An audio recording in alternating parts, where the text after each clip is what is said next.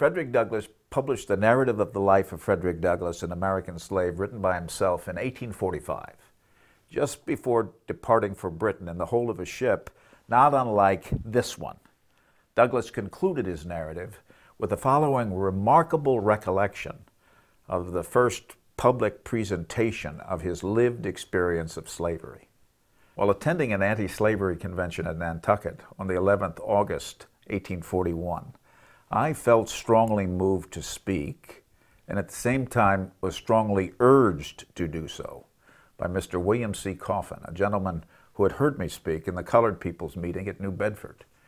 It was a severe cross, and I took it up reluctantly.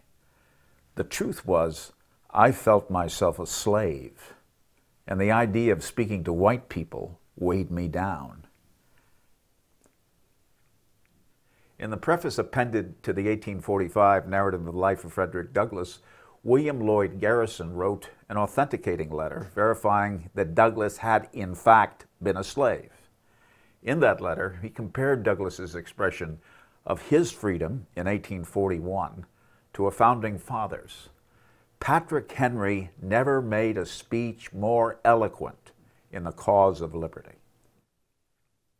But Douglass's freedom practice was unlike Patrick Henry's, and that his public articulation of it made him feel like a slave.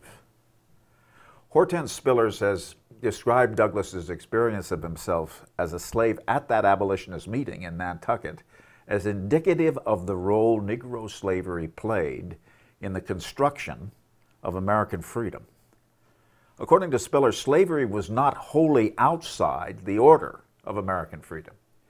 It held the place of the inner darkness of exclusion inside the visible, as what American freedom perforce exteriorized.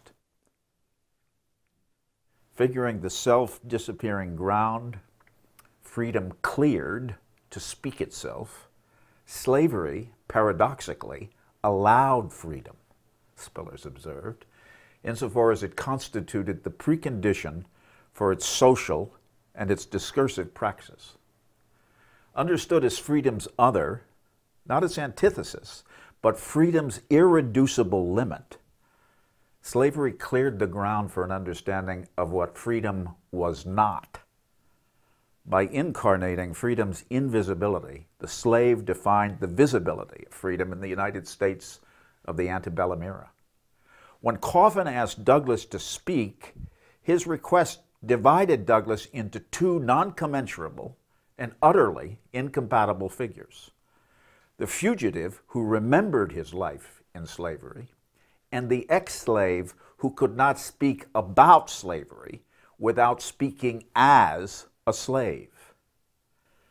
W.J.T. Mitchell has formulated this biopolitical paradox inherent to Douglass's situation with admirable succinctness.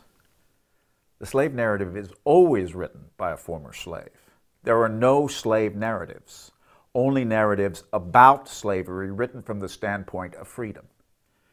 It is not even accurate to say that slave narratives are about slavery.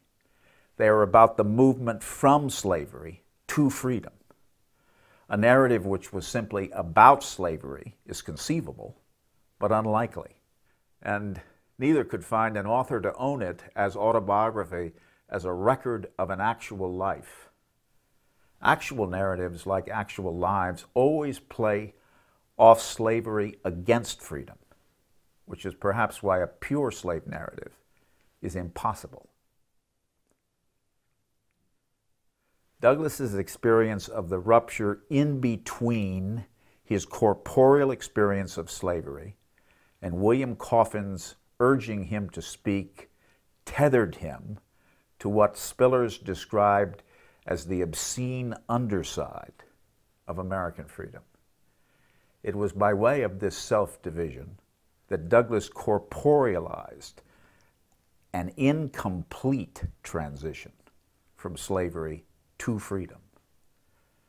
To mark what Douglass considered the narrative stakes of the transition from slavery to freedom for his white audience, let us examine the following remarkable passage that first appeared in the narrative of the life of Frederick Douglass, an American slave written by himself in 1845, and that was reprinted unrevised throughout all of his autobiographies. And to understand it, one must needs experience it. I say, let him be placed in this most trying situation, the situation in which I was placed. Then, and not till then, will he fully appreciate the hardships of and know how to sympathize with the toil-worn, whip-scarred, fugitive slave.